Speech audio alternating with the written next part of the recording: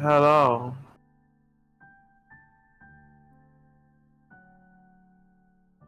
Greetings? What? I'll go check everything. Yeah, I'll go check everything.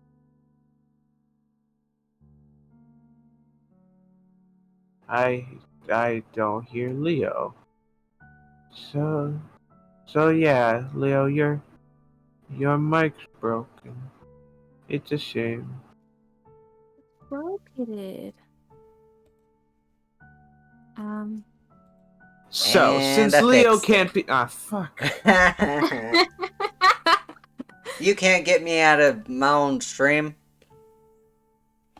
For God, could you at least have stayed broken for like another minute so I could have done my joke? Wow, what a Here, hold lack of on. courtesy.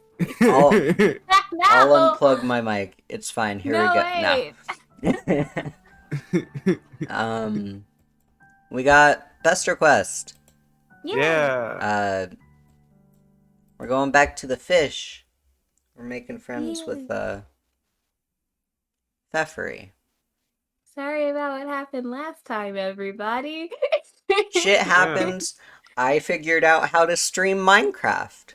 So really, Yeah. it's all good. It ended up being a learning experience. Yeah. Life in the dream house. As you've had occasion to remark before, Alternia is a dark world.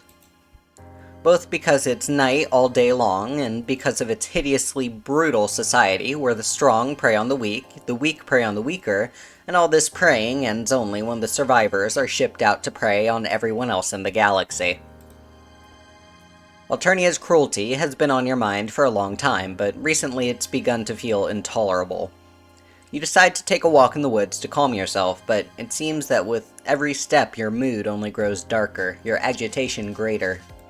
To start some shit. Mm-hmm. As you walk, you remember the names of Alternian friends who have fallen to the planet's injustices, and your mood goes from bad to worse. You've been waiting around like a spoiled, self-centered narrative device for a lightning bolt of illumination to reveal your reason for living.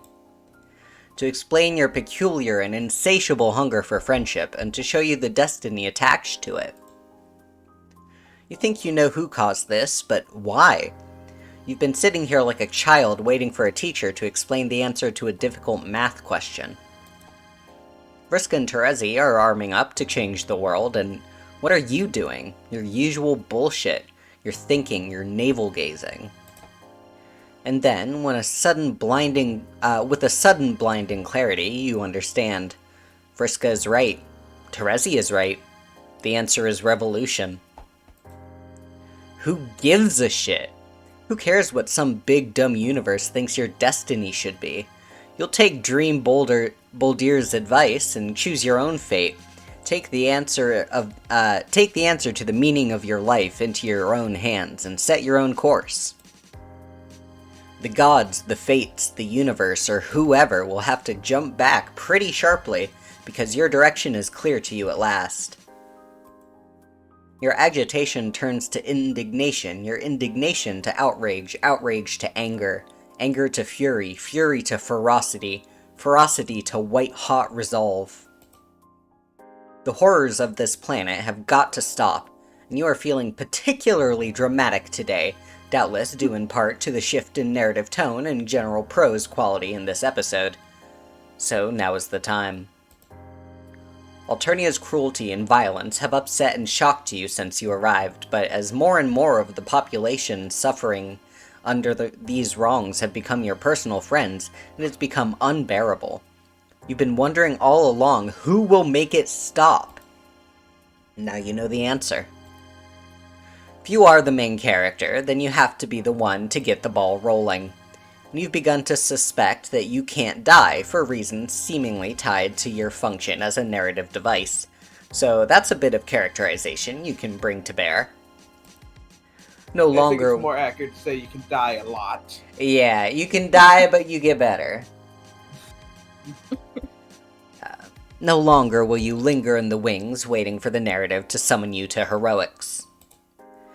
With this momentous decision girding you for unstinting effort, you set your mind to the question of how to accomplish it. You start by making an inventory of the strengths and weaknesses you possess and can bring to bear on the task. Strengths. 1. Experience drumming up friendship in the most unlikely situations. 2. Ability to travel instantaneously anywhere you want to go. Weaknesses. Everything else. He forgot time travel. That is Pretty good true. strengths, though. Those Yeah. are some I have to decent say, strengths. you're practically invulnerable. Yeah. Weakness, we're really fucking stupid. This helpful mental exercise clarifies matters significantly. You see clearly that the only way for a single humble being such as yourself to change Alternia is to go directly to the point of maximum leverage. In other words, straight to the top. You'll need all, well, both, of your resources in this quest. You'll need to travel superhumanly and superluminally. Yeah? Alright. Into the immediate company of Alternia's ruler and throw your full friendship game on them, with the objective of persuading them to intricate reforms, initiate reforms, change rules, and set the planet on a course to civilization. But your darting intellect realizes something else. It won't be easy. The ruler of a world such as Alternia must be a fearsome, fell creature, a monster of no ordinary loathsomeness and cruelty. On Alternia, you've seen gigantic, ravening Luci, genocidal clowns, murderous high-bloods, and every kind of grisly crime, to a point making belief in Santa Claus almost impossible. Almost. Stands to reason that the leader of such a world must also be the cruelest, gruesomest, most terrifying being of them all. A being of nearly impossible evil. For the first time since this plan caught fire in your mind, a whisper of doubt creeps in. It occurs to you that the most likely outcome of your quest for the reformation of Alternia is a scenario where your internal organs are festooned over a wide area, your eyes popped out of your skull, and your brains splattered to a fine mist. While experience suggests that you're non-killable, that sort of thing may offend, not to mention be excruciatingly painful. Well, hey, if your brains are splattered, that means you won't feel the rest. True. The light one should lie down. Or press on fearlessly.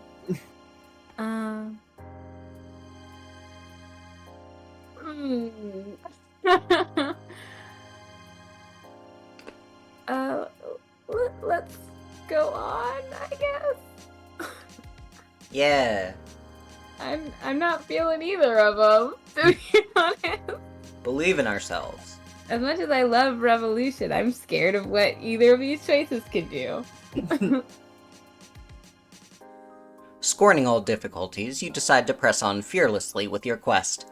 You gather yourself, consign your soul to heaven or whatever, and prepare for the worst. You close your eyes and think, take me to the highest being on Alternia! Then you grit your teeth and prepare for the ultimate horror. You meet just someone on really high stilts. The highest fucking stilts. Or you just go visit Gamzee. Yeah.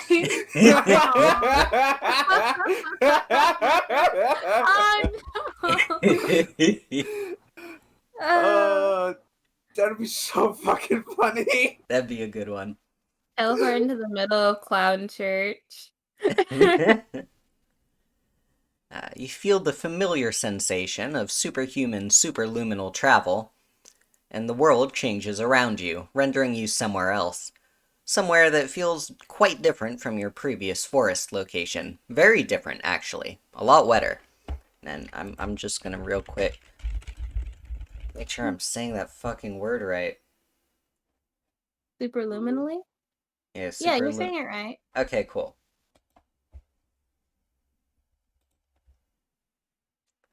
It quickly becomes apparent that there's good news and bad news. The good news is that instead of an eldritch monster, you've materialized next to a rather pleasant-looking troll girl with fins on her head and wearing goggles and a tiara. The bad news is that you're drowning, as you seem to have materialized in the middle of an ocean. Well, kill! Your own greeting may seem a bit less cheery in that it consists of thrashing wildly with your eyes bugging out as you fight not to inhale, while trying to concentrate on zapping yourself the heck out of there. This sounds Snail's House adjacent. Yeah. This volume was written by the dad of the Pesterquest lead writer. Huh. Really? I did not know that. Alright. I respect that. Also, hi. Yeah, hi, Hi. The troll girl watches in astonishment, but suddenly seems to understand. You see her take a big breath of water through some gills on her neck, and then something starts to come out of her mouth. A bubble. The bubble expands and expands until you feel its boundary break over you, and suddenly you can breathe.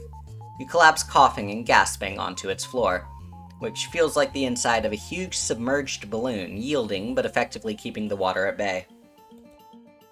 The troll girl sits across from you in the bottom of the bubble, studying you curiously and anxiously. You have to glove so much. Yes. You are required to glub. Glove, glove, glove, glove, glove. Are you okay? Recovering from your brush with drowning, you're able to notice with relief that despite her conversational quirks, she looks friendly. Even glad to see you.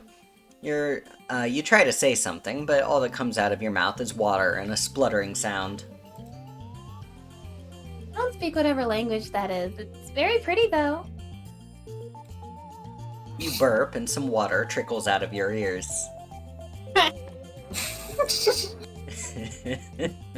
Sorry, I still don't understand. Do you speak any Alternian? With a great effort, you gasp yes.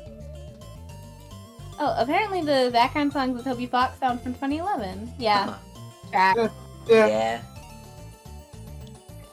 Oh, Give yay! me like some planes music. Like a big open plain or something. Oh yeah. Oh.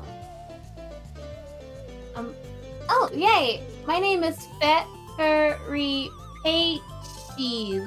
Glove glove. What's your name? You bubble weakly. It's nice to meet you, Glove. You nod politely, expel another half-gallon of water, then weakly say that it's very nice to meet her too. Not least because if she hadn't been there, things might have gotten unpleasant for you. You're welcome, but what are you doing here? Almost nobody comes this way. Oh, welcome, sorry. It's not really on the way to Anemone Ware. She looks sad when she says it, and you wonder that... Wait. I think that was meant to be her line, but they goofed the fuck text up, box. Bro, you fucked up! Oh! Rip. It's not really on the way to Anemone. She looks sad when she says it, and you wonder that some poor troll child should be living all by herself, way out in these submerged parts, so far from anyone. How did you manage to appear from nowhere like that? You almost gave me a heart attack. You tell her you are trying to use some superhuman powers you have to go visit the highest being on Alternia. The troll girl seems to perk up at this. You wanted to come visit me? You shake your head vigorously to try to get the water out of your ears. The troll girl looks disappointed. You didn't come to see me? You apologize and say that you're quite happy to be visiting her, but that you misheard her last remark. You thought she had implied that she was the highest being on Alternia. Just goes to show you how deep submergence and waterlogging can cloud your hearing. My mother's pulling in, so you might hear her music. I'll have to go see her in a sec. Oh no, Glub, you heard me right. I'm the highest being on Alternia, most of the time. I'm the future Empress, heiress to the throne of the Alternian Empire. Which is a great big glubbin' pile of whale poop as far as I'm concerned. What? You look around for the multiple razor-toothed, fire-breathing, acid-spitting heads, tearing claws, and bad attitude that you're sure Alternia's highest being must have. Well, the razor teeth is right. Yeah. But then you start to remember your Alternian social science. You haven't had any formal Alternian education. You're not even sure narrative devices, however indispensable, are eligible to sign up for classes. But you pick this stuff up when you hang around a place long enough. So you know that the Empress spends most of her time off-planet leading merciless troll hordes in conquest of the galaxy. You also know that there's only ever one other member of her royal fuchsia bloodline, the heiress, in existence at any time. As long as the Condus doesn't kill her on her rare visits to the home planet, that is. The troll girl glubs sadly, and you realize that being the only fuchsia blood on the planet must be lonely. Not only would you have enough strength to accidentally tear any troll who visited you limb from limb without noticing, but you've heard some sinister things about the heiress's Lucis. Something about it being the size of a continent, hungry as the void of space, and evil as the hell devils.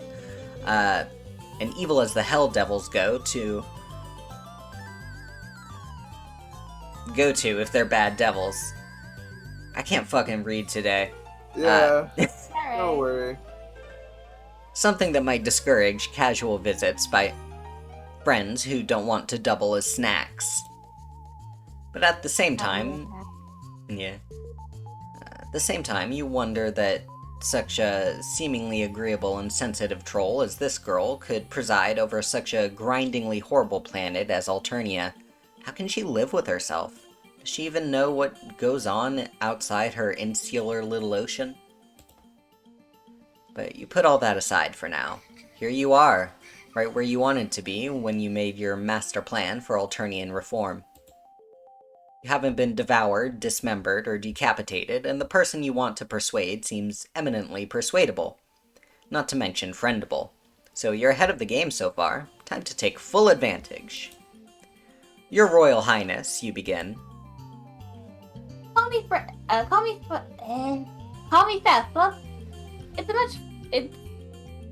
Okay, I can't read either. It's much friendlier to be on a contagious. first name fish name basis.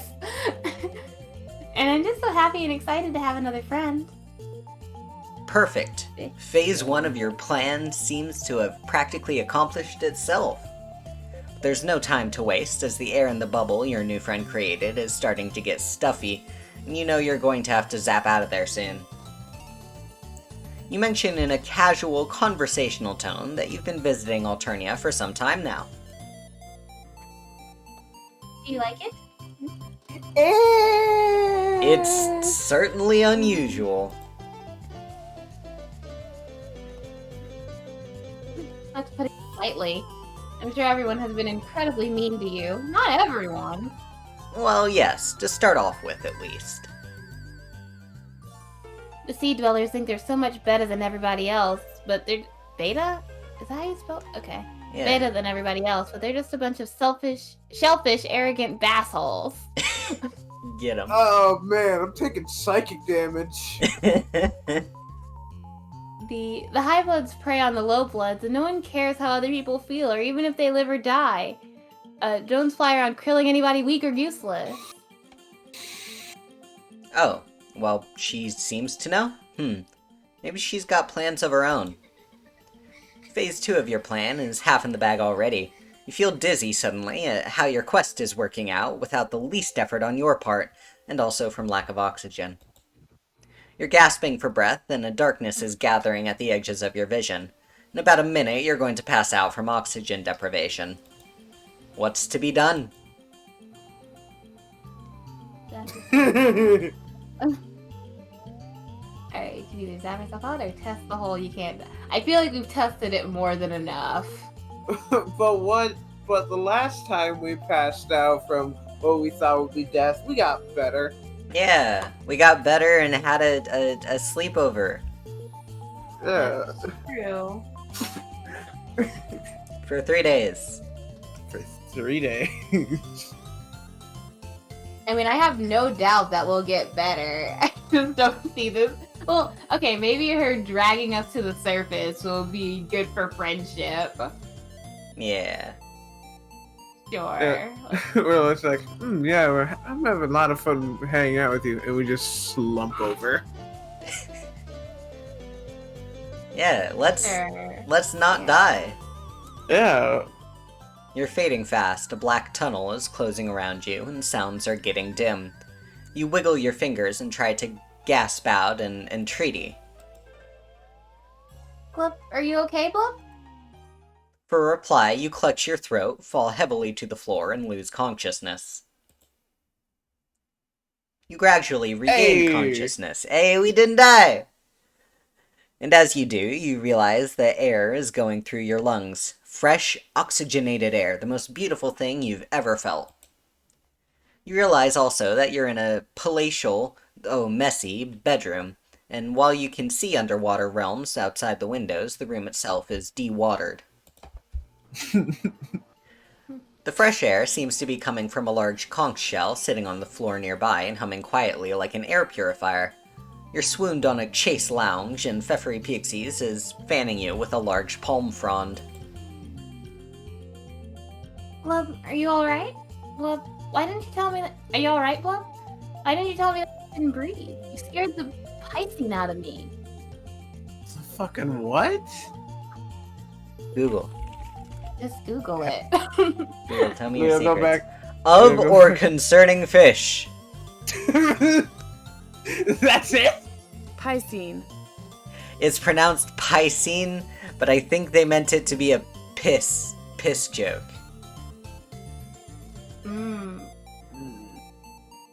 Alright, that makes Yep. sense.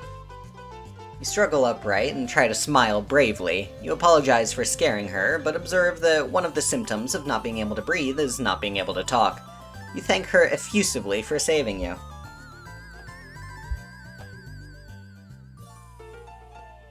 Glove, that's an Empress's duty. Instead of encouraging people to be mean and hurt each other, she should do whatever she can to help them.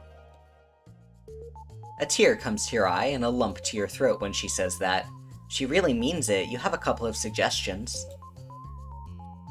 Of course I mean it. I'm glubbed at how abyssal things have been around here. When I'm Empress, things are going to be different.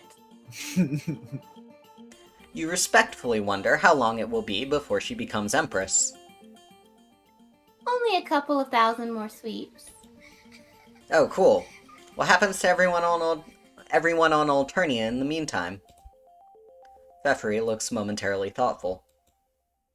Suffering. I don't know. I haven't thought that part out. I guess I'm not equal to my big idea. And what if when she becomes Empress, she feels differently? How does she know her imperious condescension didn't feel the same way as Feferi does now when she was her age? What if there's something that makes adult Empresses evil, something they can't control? I love us, like, waking up from unconsciousness is grilling her. Yeah. What if Feferi grows up to be socially liberal but fiscally conservative? What a horrible thought! You have to strike while the iron is hot. Never leave till tomorrow what you can do today. Stiction time saves 9. Procrastination is the thief of time. My cell phone is dying. Gotta go plug it in. I'll be right back.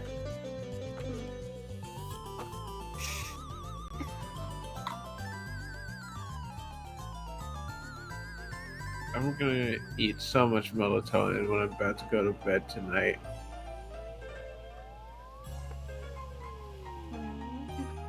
a snack. Alright. The longest journey starts with a single step. It's no use crying over spilled milk. You hope Feferi has been convinced because you're running out of cliches. Glub. The heiress still looks uncertain. Everything you say is plumb and true, but rebelling against the Empress, it would be so dangerous. I'm not sure it would be right. I don't remember how this is pronounced. Glib glib. Yeah, glib glib. It might cause glib glib to make the vast glub. That would destroy everyone, you know? Oh, glub. You mean gulp? You didn't realize that. You're not sure what the vast glub is, but it sounds bad. Oh, it is. Before we do anemone thing, that's a stretch, Bev. Yeah. We need more guidance and advice. As heiress, I have a special metaphysical periscope, you know? You didn't know No, I that. didn't know. It certainly, it sounds made up, but a little metaphysical advice certainly might come in handy at a time like this. Without further delay, the heiress goes to an ornate, jewel-encrusted tube that rises from the floor of her palatial bedroom. It seems to extend into the underwater depths, though air pressure seems to be keeping the water from flowing through it into the room. She yells into the tube, louder than you would have thought someone so agreeable-looking could yell. Glub, glub, glub, glub, glub, glub, glub, glub, glub! Yeah, bro. Go off. There's a swishing, gurgling sound, and something extends up through the tube into the room. Something pale and featureless as a lusus, but unmistakably a tentacle. A tentacle with a bulbous eye on the end of it. You dive behind a luxurious sofa. You'd rather that the heiress's lusus didn't know how plump and tasty you look. Especially our legs. Yeah. But almost We immediately. forgot to put that on the fucking strength list. Ah, shit. Our fucking beautiful legs. Our masterful legs. Uh, Wonderfully crafted. But almost immediately, the eye settles itself on top of the tube and hardens into something that looks like a very large crystal ball. Ooh. Shapes move and change inside this crystal ball, then resolve themselves into a scene. A scene you recognize, you realize with a shock. You come out from behind the sofa and approach the crystal ball, staring into it. In its depths, a dark place appears, and in the dark place, a carnival carousel rotates. Wooden horses going up and down, and above them, naked plastic mannequins with plastic wings hang from wires. The Dark Carnival! Jumping Jehoshaphat! Is that where Feferi gets her metaphysical advice? The scene grows clearer and closer, zooming in on one of the horses, and on the figure riding it.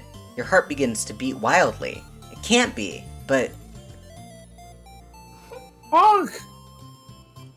Suddenly, you're dancing around the room with joy. You grab Feferi and whirl her with you as you dance. At first, she gasps in surprise, but then she gets into the spirit, grins, and begins to whirl too. He's back! Her strength is such that she spins you like a fan blade, your blood all going to your legs, and when she lets you go, you hit the wall like a bullet and ooze down to the floor. Oops. But as you recover consciousness, your joy is barely containable. You never thought to see that sweet, sweet fellow again, but now here he is, and evidently he's come up in the world. Because he's communicating exclusively with a royal fuchsia blood princess. You're so proud, your heart feels like it's about to explode. My friend Glove here. They have a plan. Well, you wouldn't go that far. I'm just not sure what to do. Honk, honk, honk, honk, honk, honk. Let's hold on. Feferi adjusts some controls on the bejeweled tube. They must be translation controls because in mid-sentence, Karika's remarks change from semantic honks into conventional language forms. And when they do, you realize that that isn't the same Karika you knew way back when. Hong Kong? Well, yes, that's a little one. To truly know the answer, you must learn there's so much more than your story that meets the eye. You must expand your vision to see the big picture, and even the bigger picture of which the big picture is only a pixel. Oh wait, that's interesting. God, I'm strangely verbose for looking like this. Yeah. The big picture is a pixel. Yes, I know that, but this isn't the same usual glove shit. Not silly quadrant glove shit for wigglers. I need some real answers here. You study Kariko. He's obviously the same troll, but the changes in him are equally obvious. His eyes are deep as well, his face grave and kind. Old Kariko. Either he's done a lot of reading and undergone a lot of life experience since you last saw him, or else he's become the honking mouthpiece of some vast mystical wisdom-type entity, which offers metaphysical advice to princesses. Perhaps whatever person or process sustains the Dark Carnival? But how did Kariko get that job? Being sweet as sugar. Right? You wave madly at Kariko as he and the heiress talk, but either he doesn't see you, or he no longer knows you, or he thinks imparting serious metaphysical advice is too solemn an occasion for waving like a maniac. Either way, he ignores you and keeps talking. No! I'm heartbroken. You guys, we have to stop. I'm sad now. I'm shattered. Does a troll who paddles an ore vessel down a rushing river control her own fate, or does the river control her? The answer is, of course, both. The river has its force, but within that, the troll can move her boat where she will. You are the heiress, and thus the fate that sweeps you along is vast and swift and powerful. But your arms are strong, and your ore vessel stout. Do not despair your own strength. Yet there's more. We see by mystic means that the rushing river you navigate is itself being swept along by an unimaginably vaster rushing cosmic river, and that the planet which that vast cosmic river traverses itself being swept along by an even infinitely greater supercosmic river. Yeah, bro. There are many such metaphorical cosmic meta rivers levels in this particular installation of the story. Thus, even if you row with utmost power to change your course in the river you are navigating, the river you can see, the other meta rivers continue to swoop you on as before, without any regard for the tiny adjustments you may make at your level. Yet do not despair. You may yet through long and deep meditation transcend the bounds of this small world, rising higher and higher so that you are able to see and comprehend and transcend those vast and meta-vast cosmic river levels one by one. And what you can see, and you can learn how to navigate using meta vessels, meta ores fashioned from meta cosmic star stuff. Yet also remain humble. Above the creator of this world is yet another creator. Above him is yet another creator, greater than even him. And above her, yet another creator. These vast powers move all things like pieces on a chessboard. Yet if chess pieces grow wise enough, they may move the movers. God. Yeah. Bro, you just used to say honk, bro. What the fuck? Where's a little boy I used to know that we died together with? Wait, what? Yeah. The powers that move in these universe upon universe are unimaginably large, and yet as you are unimaginably small, yet nonetheless for that you in your smallness and your small world are indispensable, like a piece at the bottom of an infinitely tall Jenga tower. Knowing these things, do you wish to undertake the great work of awakening and enlightenment that will bear you into the full light of reality? It is a work of millions of mantras, thousands of sweeps, and hundreds of lives. Or knowing these things, do you choose instead to rely on your vessel in the waters of your own world, remaining the person life has made you?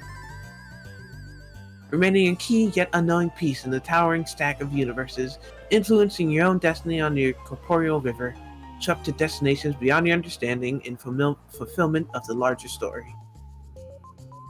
Either choice is noble, little one. Your only duty and burden is to choose the one that seems best to you. Feferi turns to you. It's clear that both courses, described by the Wise One speaking through Kariko, hold attraction for her, and that she's on a razor's edge between them. The merest word from you will be enough to lead her in one direction or the other. Which way do you choose to lead her? Alright. Oh god, now I can finally shut up. The path of meditation and transcendence influence her to choose a path of worldly action and accomplishment. Meditation's just kind of sitting there, ain't it? Yeah. I would prefer the action. I don't know if this is the bad end, but I'd at least like to give it a try. Yeah. Let's make a change here and now. Yeah.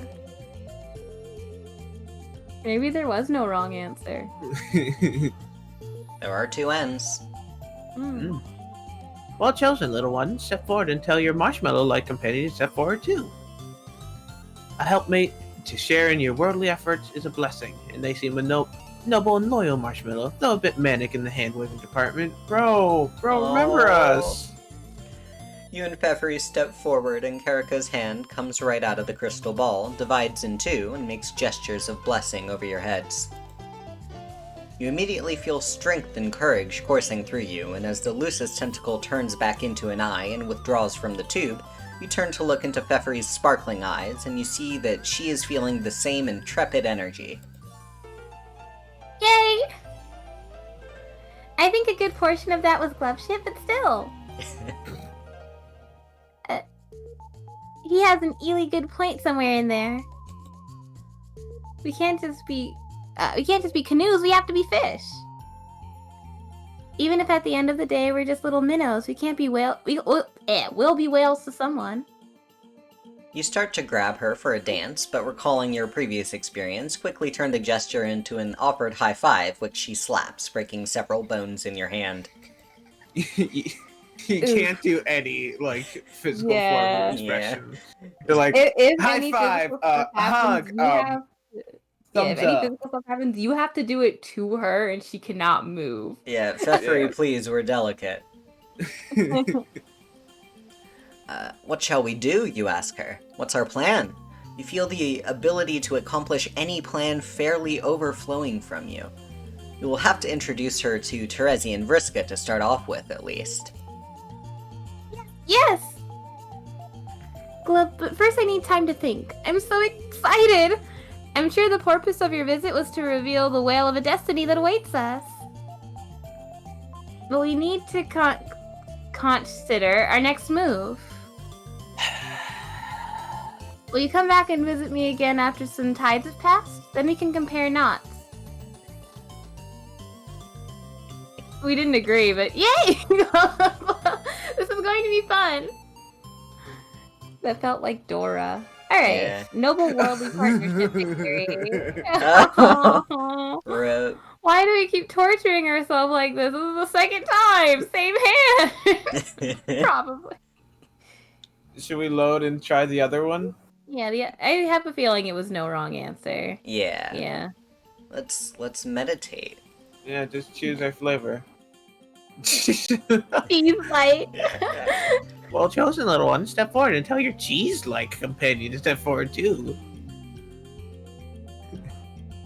A friend to share your transcendental journey is a blessing, and they seem noble and loyal cheese, though perhaps a bit over-excitable. You and Feferi step forward, and Kariko's hand comes right out of the crystal ball, divides in two, and taps each of you on the forehead. At the tap, you feel a powerful fire course up your spine and through your chakras, and the roaring flames obliterate all the world.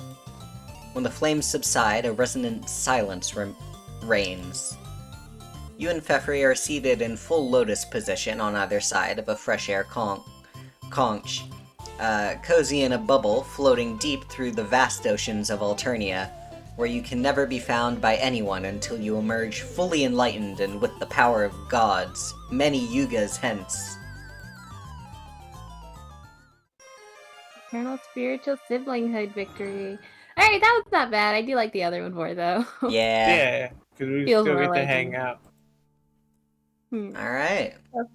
This feels right. Cool. Should we do the first 2 kids as well Yeah, I mean, to keep it even? yeah, we've only been going for 40 minutes, so we should get at least one in. More if y'all are free because I won't be here for next Monday. Yeah. Right. We not only are we catching up, but we're also running into overtime. Yeah. Alright. All right, let's do our quick spiel for the YouTube folks. Yeah, split the Yeah. VOD. Like and subscribe. Like and subscribe. Thanks for watching. Check out the playlist in I don't know, probably somewhere on your screen right now for more Pesterquest videos. If you want to catch these streams live, then you can see them over on Leo's channel on Mondays. except Linked for in the next Monday. description. Yeah. Thanks for coming by. Thank you.